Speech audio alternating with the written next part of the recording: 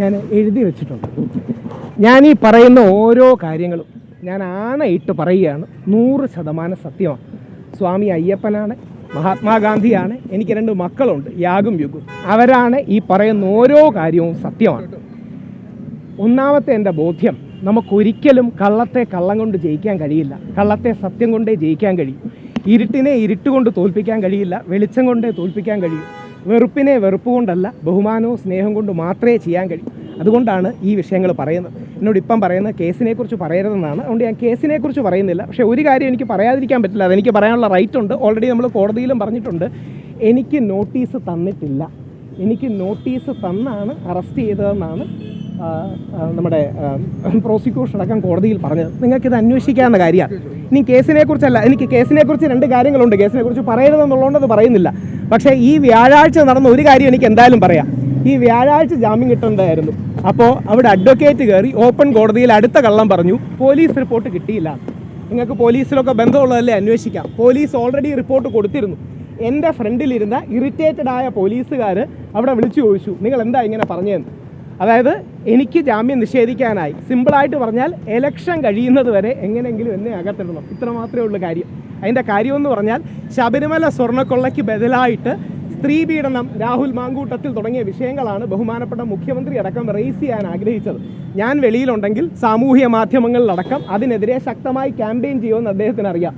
അതുകൊണ്ട് എങ്ങനെങ്കിലും ഇലക്ഷൻ കഴിയുന്നവരെ അറസ്റ്റ് ചെയ്തിടണമെന്ന് ആഗ്രഹമാണ്. ഇത് ശരിയാണോ എന്ന് നിങ്ങൾ ഓരോരുത്തരും ചിന്തിക്കണം. 2 പോയിന്റും കൂടെ. ആരോടും ഇതിൽ ദേഷ്യമില്ല, ആർക്കെതിരെയും പരാതിയില്ല. പക്ഷേ ഹൈക്കോടതിയിൽ ഈ കാര്യങ്ങൾ ചൂണ്ടിക്കാണിച്ച് എനിക്ക് നോട്ടീസ് കിട്ടിയില്ല, നോട്ടീസ് തന്നു എന്ന് കള്ളം പറഞ്ഞു തുടങ്ങിയ കാര്യങ്ങൾ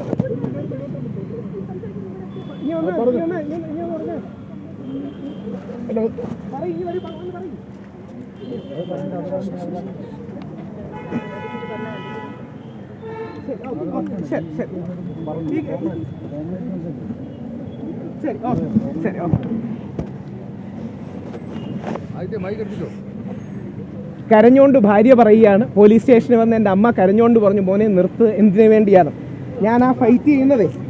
ഈ സാധനത്തിന് വേണ്ടിയാണ്. എന്തുകൊണ്ടാണ് മെൻസ് കമ്മീഷന് വേണ്ടി ഫൈറ്റ് ചെയ്യുന്നതെന്ന് പറഞ്ഞാൽ 16 ദിവസത്തോളം അങ്ങനെ വ്യാജപരാതിയാണെന്ന് എനിക്ക് പറയാമല്ലോ, കേസിനെ കുറിച്ചല്ല. ആ വ്യാജപരാതിയിൽ എന്നെ അറസ്റ്റ് ചെയ്ത് അകത്തിട്ടതാണ്. നിങ്ങളെ ആരെയും ഇതേപോലെ അറസ്റ്റ് ചെയ്താൻ സാധ്യതയില്ലേ? നമ്മുടെ മക്കളെ ഇതേപോലെ അറസ്റ്റ് ചെയ്താൻ സാധ്യതയില്ലേ? ആർക്ക് വേണമെങ്കിലും ഇങ്ങനൊരു കള്ളപ്പരാതി എടുത്തുകൂടെ? ഇനിയും വൈഫ് ഒന്ന് പറഞ്ഞുകൊണ്ടാണ് കൂടുതൽ പറയാത്തത്. ഇനി ഈ കേസിനെ ബാധിക്കാത്ത പ്രധാനപ്പെട്ട മീഡിയക്കാർ അറിഞ്ഞിരിക്കേണ്ട ഒരു കാര്യം, ഞാൻ കഴിഞ്ഞ തവണ ഇതേപോലെ നിരാഹാരം കിടന്നപ്പോൾ, ഇപ്പോൾ ഒരു കാര്യം കൂടെ, നിരാഹാരം മെൻസ് കമ്മീഷന് വേണ്ടിയാണ് കിടന്നത്, അത് പോലീസിനെതിരെയാണെന്ന് ചില ആൾക്കാർ വ്യാഖ്യാനിക്കുന്നത് കണ്ടു. കഴിഞ്ഞ തവണ ഞാൻ ഇതേപോലെ നിരാഹാരം കിടന്നപ്പോൾ, ഞാൻ മാത്രമല്ല ഒരുപാട് പേര് നിരാഹാരം കിടന്നപ്പോൾ ഒരു 4-1 എന്ന സുപ്രീം കോടതി വിധി മാറി. അത് ശബരിമല കേസിലെയായിരുന്നു. അന്ന് ഞങ്ങൾ വിശ്വാസികളുടെ പോരാട്ടം, അന്ന് എന്നെയാണ് ആദ്യമായിട്ട് അറസ്റ്റ് ചെയ്ത് ജയിലിൽ കൊണ്ടുപോകുന്നത്. ആദ്യം അറസ്റ്റ് ചെയ്യപ്പെടുന്നത് എൻ്റെ മുത്തശ്ശിയാണ്, പിന്നീട് അമ്മയാണ്, പിന്നീട് ഞാനും പ്രയാർ സാറുമാണ്. അന്ന് ഞങ്ങൾ നിരാഹാരം കിടന്ന് പോരാടിയപ്പോൾ ഒരു 4-1 സുപ്രീം കോടതി വിധി മാറി. ശരി, ഇതും കൂടെ പറഞ്ഞു നിർത്താം. ഇത് പിന്നെ ഇനി എന്താ അറിയോ, വീട്ടുകാരുടെ ആ സമ്മർദ്ദമാണ്, വീട്ടുകാരുടെ വിഷമം കൊണ്ട് മാത്രമാണ്. ആദ്യം തന്നെ ദീപയ്ക്ക്, അമ്മയ്ക്ക്, പ്രവീണിന്, നമ്മുടെ വീട്ടുകാർക്ക് എല്ലാം നന്ദി പറയണം. സംസാരിക്കുന്നില്ല, വേറൊരു കാര്യം, ഇതല്ല വേറൊരു കാര്യമാണ്. ശരി, ഇനി 2 കാര്യങ്ങൾ. ഈ കേസോട് യാതൊരു ബന്ധവുമില്ല. ഈ കേസ് എളുപ്പം പറയാനേ സാർ, കേസുമായിട്ടൊന്നും ബന്ധപ്പെട്ട് പറയുന്നില്ല. എന്താ കണ്ടീഷൻ?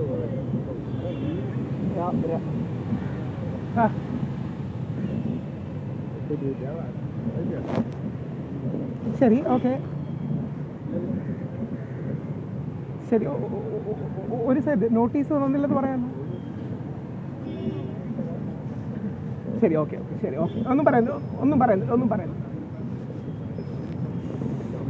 ശരി, ഹൈക്കോടതി പോകുമെന്ന് പറയാമല്ലേ? ഓക്കെ, ശരി, ഓക്കെ, ശരി, ഓക്കെ. ഒന്നും പറയില്ല. ശരി,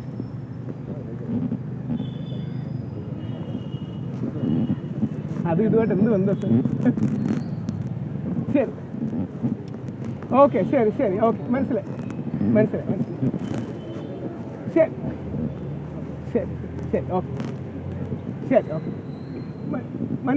മനസ്സിലായി. വീട്ടുകാരുടെ അഡ്വക്കേറ്റിൻ്റെയും പേടിയാണ്. ദിലീപിൻ്റെ കേസിനെ കുറിച്ചൊക്കെ പറയാനുണ്ടായിരുന്നു, അതുപോലും പറയരുതെന്ന് പറഞ്ഞുകൊണ്ട് പറയുന്നില്ല. അതുപോലും പറയുന്നില്ല, കാര്യം വീട്ടിൽ തിരിച്ചെനിക്ക് പോകുന്നതല്ല. ഇനി ഈ രണ്ട് പോയിന്റുകളാണ് മീഡിയക്കാർ ദയവായി ശ്രദ്ധിക്കേണ്ടത്. ഞാൻ ഇതിൽ നിന്ന് മനസ്സിലാക്കിയ ഏറ്റവും വലിയ കാര്യം നിങ്ങളുടെ മീഡിയക്കാർക്കുള്ള പവറാണ്. കാര്യം പോലീസും അല്ലെങ്കിൽ ബാക്കി എല്ലാവരും ഓരോ ഘട്ടത്തിലും മീഡിയക്കാരെന്തു പറയുന്നു എന്നുള്ള കാര്യം വളരെ പ്രധാനമായിട്ട് നോക്കിയിരുന്നു. മുഖ്യധാരാ ചാനലുകളെല്ലാം കണ്ടിരുന്നു. നിങ്ങൾ എണീച്ച് നിന്ന് സത്യം പറയുകയാണെങ്കിൽ ഈ നാട്ടിൽ ഒരുപാട് മാറ്റങ്ങളുണ്ടാകും. അതുകൊണ്ട് ഓരോ മീഡിയക്കാരോടും ഞാൻ കാലുപിടിച്ച് അഭ്യർത്ഥിക്കുകയാണ്. നാളെ ഏത് കേസും, ഇപ്പോൾ 2 കേസുകൾ ഞാൻ പറയുന്നില്ല, 2 പ്രമുഖരുടെ കേസുകൾ ഏതൊക്കെയാണെന്ന് ഉദ്ദേശിക്കാമല്ലോ, അതിനെക്കുറിച്ച് പറയുന്നില്ല. പക്ഷേ ആ കേസുകളിലടക്കം നിങ്ങൾക്ക് സത്യമെന്ന് ബോധ്യമുള്ളത് നിങ്ങൾ പറയണം. ഒരു ക്യാമ്പയിൻ്റെ ഭാഗമായി നിന്ന് കാര്യങ്ങൾ പറയരുത്. അവസാനത്തെ കാര്യം, ആരാൻ്റെ അമ്മയ്ക്ക് ഭ്രാന്ത് പിടിച്ചാൽ കാണാൻ നല്ല രസമാണ്. ആരാൻ്റെ മോനെ കള്ളക്കേസിൽ കുടുക്കിയാൽ അതൊക്കെ വാദവും സംവാദവും എന്ന് പറയാൻ രസമാണ്. സ്വന്തം മകൻ ഒരു കള്ളക്കേസിൽ കുടുങ്ങുമ്പോഴേ നമുക്കങ്ങനെ വിഷമം അറിയും. ഞാനങ്ങനെ ജയിലിൽ നിന്ന് 4-5 പേര് അവിടുത്തെ എഴുതി എനിക്ക് തന്നിട്ടുണ്ട്. വ്യാജ പോക്സോ കേസിൽ വർഷങ്ങളോളം കിടക്കുന്നവർ, വ്യാജ പീഡന കേസിൽ കിടക്കുന്നവരുടെ പേരുകൾ ഞാൻ എഴുതിയിട്ടുണ്ട്. പക്ഷേ അത് പറയുന്നില്ല, ഇനി അത് പറഞ്ഞാൽ വേറെ വല്ല പ്രശ്നമാകുന്നുള്ളതുകൊണ്ട്. അതായത് 2 പേര് പരസ്പരം ഇഷ്ടം, വീട്ടുകാരറിഞ്ഞ് ഇഷ്ടവും അഫെയറുമാണ്, വീട്ടുകാരറിഞ്ഞ് ഇഷ്ടവും അഫെയറുമാണ്. ആ പയ്യനെ 20 വർഷം പോക്സോ കേസിന് ശിക്ഷിച്ച് ഇവിടെ കിടപ്പുണ്ട്. ഞാൻ ഇറങ്ങാൻ നേരെ ഒരു വളരെ ഇതേപോലൊരു പയ്യനെ, അവർക്ക് ഒരു പെൺകുട്ടി ഇവനും തമ്മിൽ അഫെയറാണ്. അപ്പം പെൺകുട്ടിയുടെ വീട്ടുകാർക്ക് കല്യാണത്തിന് താല്പര്യമില്ല. അപ്പോൾ ഒരു പീഡന പരാതി കൊടുത്തു. 1.5 വർഷമായിട്ട് കിടക്കുക. എത്ര പേരിങ്ങനെ കിടക്കുന്നുണ്ടെന്ന് നിങ്ങൾ മനസ്സിലാക്കണം. അതുകൊണ്ട് കേസിൻ്റെ ഡീറ്റെയിൽസിനെ കുറിച്ച് ഞാൻ ഒന്നും പറഞ്ഞിട്ടില്ല, ശ്രമിക്കണം. 2-3 കാര്യങ്ങൾ മാത്രം. 3 കാര്യങ്ങളിൽ സംഗ്രഹിക്കാം. 1, സത്യമില്ലാതെ നമ്മുടെ രാജ്യം നിലനിൽക്കില്ല. ദൈവത്തെ ഓർത്ത് നിങ്ങൾ മനസ്സിലാക്കണം, സത്യമില്ലാതെ ഈ രാജ്യം നിലനിൽക്കില്ല. ആർക്കും ആരെക്കുറിച്ചും കള്ളം പറയാവുന്ന വന്നാൽ നമ്മളെ കുടുക്കാൻ വളരെ എളുപ്പമാണ്. 2ാമത്തെ പോയിന്റ്, നിങ്ങൾ മീഡിയക്കാർ നിങ്ങളുടെ ശക്തി മനസ്സിലാക്കണം. നിങ്ങൾ പറയുന്നതിന്, ഞാൻ മീഡിയയിൽ 20 വർഷമായിട്ട് പ്രവർത്തിക്കുകയാണ്, പക്ഷേ ഇപ്പോഴാണ് മനസ്സിലായത് മീഡിയക്കാർക്ക് നമ്മുടെ ഈ നിയമ സംവിധാനത്തിൽ ഇത്രയും ബഹുമാനവും റെസ്പെക്റ്റും ഉണ്ടെന്ന്. നിങ്ങൾ പറയണ ഓരോ കാര്യങ്ങൾ അപ്പം തന്നെ ബാക്കിയുള്ളവർ ഡിസ്കസ് ചെയ്യുക. അല്ല, അതുകൊണ്ടല്ല എൻ്റെ വീഡിയോയെക്കുറിച്ച് പറഞ്ഞുകൂടെന്ന് പറഞ്ഞുകൊണ്ട് മാത്രമാണ് ഞാൻ ഒരു റിക്വസ്റ്റ് താങ്കളോട് പറയാം. ഒരു റിക്വസ്റ്റ്, വെറുതെ പോയി ഈ കേസിൽ എനിക്കിട്ട വകുപ്പുകൾ, അതായത് അത് ചെയ്തോന്ന് നിങ്ങൾ വെറുതെ ഒന്ന് നോക്കുക. അല്ല, ഇനി ഒരു കാര്യം ഞാൻ ചേട്ടനോട് തിരിച്ചു ചോദിക്കാം, എന്തായാലും ഈ കേസ് നോക്കി കാണുമല്ലോ, ഞാൻ എന്തെങ്കിലും ഐഡന്റിറ്റി ഡിസ്ക്ലോസ് ചെയ്തു? ശരി, പറയുന്നില്ല. അത് പറയുന്നില്ല. അല്ല, ഞാൻ ഒന്ന് ആലോചിച്ച് നോക്കുക, എനിക്കെതിരെ അല്ല, ശരി നിർത്തുക, ശരി നിർത്തുക, ശരി നിർത്തുകയാണ്. ഒറ്റ കാര്യം പറഞ്ഞുകൊണ്ട് ഓർക്കണം, പച്ചക്കള്ളമാണ് എനിക്കെതിരെ പറഞ്ഞത്. അത് പച്ചക്കള്ളമാണെന്ന് പറയാനുള്ള സ്വാതന്ത്ര്യം പോലും ഇല്ല. കാര്യം അങ്ങനെ പറഞ്ഞു കഴിഞ്ഞാൽ ജാമ്യം ക്യാൻസൽ ആവുമെന്നാണ് വീട്ടുകാർ പറയുന്നത്. പച്ചക്കള്ളമാണ് എനിക്കെതിരെ പറഞ്ഞത്. അത് പറയാമല്ലോ, എന്താണെന്ന് ഡീറ്റെയിൽസ് പറയുന്നില്ല. ഇനി അത് കൊടുക്കുമ്പോൾ അങ്ങനെ ആർക്കെതിരെയും പറഞ്ഞു എന്ന് പറഞ്ഞു കൊടുക്കരുത്. പച്ചക്കള്ളമാണ് എനിക്കെതിരെ പറഞ്ഞത്. പച്ചക്കള്ളം എന്ന് പറഞ്ഞാൽ എവിഡൻ്റായ കണ്ണിൻ്റെ മുമ്പിലുള്ള പച്ചക്കള്ളങ്ങളാണ് പറഞ്ഞത്. ആ പച്ചക്കള്ളമാണെന്ന് പറയാൻ എനിക്ക് സ്വാതന്ത്ര്യമില്ല. കാര്യം വീണ്ടും എന്നെ അറസ്റ്റ് ചെയ്ത് ജയിലിലിടുന്നു. അപ്പം ഇതും കൂടെ പറഞ്ഞ് അവസാനിപ്പിക്കാം. ഇതുമായിട്ട് ബന്ധമുള്ളതല്ല.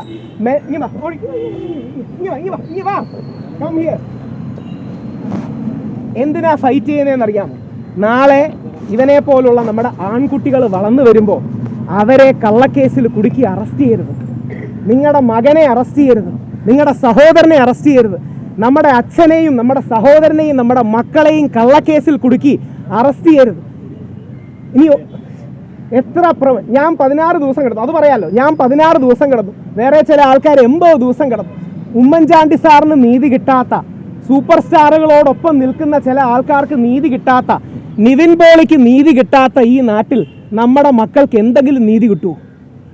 കേരളം കണ്ട ഏറ്റവും വലിയ ജനകീയ മുഖ്യമന്ത്രിയായ ഉമ്മൻചാണ്ടിക്ക് നീതി കിട്ടാത്ത, 85 ദിവസം ജയിലിൽ കിടക്കേണ്ടി വന്ന ഒരാൾക്ക്, ഒരു പ്രമുഖ ആൾക്ക് നീതി കിട്ടാത്ത, അല്ലെങ്കിൽ വേറെ നിവിൻ പോളിയുടെ പേര് പറയാം, കേസൊന്നും ഇല്ലാത്തതുകൊണ്ട്, നിവിൻ പോളിക്ക് നീതി കിട്ടാത്ത ഈ നാട്ടിൽ നിങ്ങളുടെ മക്കൾക്കോ എൻ്റെ മകനോ എൻ്റെ മക്കൾക്കോ എന്തെങ്കിലും നീതി കിട്ടുമോ? ഇത് പറഞ്ഞ് അവസാനിപ്പിക്കുകയാണ്, ഒറ്റ വരി പറഞ്ഞ് അവസാനിപ്പിക്കാം. നമ്മുടെ മകൻ, നമ്മുടെ അച്ഛൻ, നമ്മുടെ സഹോദരൻ ജയിലിൽ നിന്ന് ഒരു വ്യാജ പരാതി അകലത്തിൽ മാത്രമാണ്. നമ്മുടെ അച്ഛൻ, നമ്മുടെ മകൻ, നമ്മുടെ സഹോദരൻ ജയിലിൽ നിന്ന് ഒരു വ്യാജ പരാതി അകലത്തിൽ മാത്രമാണ്. ഈ 16 ദിവസവും കിടന്നപ്പോൾ എനിക്ക് ഒരൊറ്റ സന്തോഷമേ ഉള്ളായിരുന്നു, അത് പിടിച്ച് ഉള്ളത്. മോനെ അത് എന്താന്ന് പറ, സ്കൂളിൽ പറഞ്ഞ എന്താന്ന് പറ, മറ്റേ ടീച്ചർ പറഞ്ഞു. നീ പേടിക്കേണ്ട കാര്യമില്ല, പറഞ്ഞോ ധൈര്യമായിട്ട് പറ, അത് കുഴപ്പമില്ല, പറഞ്ഞിട്ട് പോ.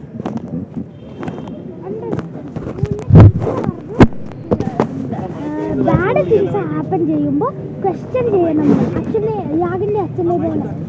അതായത് മോൻ സ്കൂളിൽ പഠിച്ചപ്പോൾ ഞാൻ 4 ദിവസം വെള്ളം കുടിക്കാതെ കിടന്നു. 4 ദിവസം വെള്ളം കുടിക്കാതെ. അതിനുശേഷം ഡോക്ടർ വന്ന് പറഞ്ഞു കിഡ്നി അടക്കമുള്ള ചീത്തയാവും. എൻ്റെ 2 മക്കളെ ഓർത്താണ് നിർത്തിയത്. 5 ദിവസം പട്ടിണി കിടന്നു. അത് എൻ്റെ വീട്ടിലെ ഒരു കാര്യത്തിന് വേണ്ടിയിട്ടല്ല. അപ്പം ഇത്രയും വേദനയിൽ മോൻ്റെ ഒരു വാക്കിലാണ് എൻ്റെ സന്തോഷം. എന്താണെന്ന് അറിയാവോ?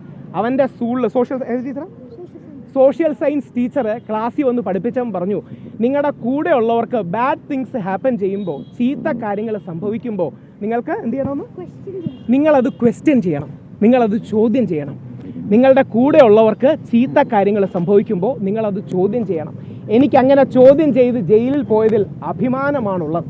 ആ മെൻസ് കമ്മീഷന് വേണ്ടിയുള്ള പോരാട്ടം തുടരും. കൂടുതൽ നടപടികളുമായി മെൻസ് കമ്മീഷന് വേണ്ടി ആക്റ്റീവായി തുടരും. നിങ്ങളുടെ മകൻ, നിങ്ങളുടെ അച്ഛൻ, നിങ്ങളുടെ സഹോദരൻ, നമ്മളുടെ മകൻ, നമ്മളുടെ അച്ഛൻ, നമ്മളുടെ സഹോദരൻ ജയിലിൽ നിന്ന് ഒരു വ്യാജ പരാതി അകലത്തിൽ മാത്രമാണ്. എൻ്റെ മോൻ്റെ തലയിൽ കൈവച്ച് ഞാൻ പറയുകയാണ്, അയ്യപ്പസ്വാമിയാണ്, മഹാത്മാഗാന്ധിയാണ്, എൻ്റെ മോൻ്റെ തലയാണ് സത്യം. ഈ പറഞ്ഞത് 100% സത്യമാണ്. ഈ പറഞ്ഞതിൽ 0.1% പോലും ഞാൻ കള്ളം പറഞ്ഞിട്ടില്ല. 100% സത്യത്തിൽ പറയുകയാണ്. ഇത് നമ്മളുടെ അച്ഛൻ, നമ്മളുടെ മകൻ, നമ്മുടെ സഹോദരന് വേണ്ടിയുള്ള പോരാട്ടമാണ്. നിങ്ങൾ സപ്പോർട്ട് ചെയ്യണം. സഹോദരനടക്കം ഒന്ന് ചെക്ക് ചെയ്യണം. എനിക്കത് പറഞ്ഞ ജാമ്യം ക്യാൻസൽ ചെയ്യുമെന്ന് പറയണേ. ഒന്ന് ചെക്ക് ചെയ്യണം. ചെയ്തോ ഇല്ലയോ ഒന്നും ചെക്ക് ചെയ്തുകൂടെ? അത് മാത്രമാണ്.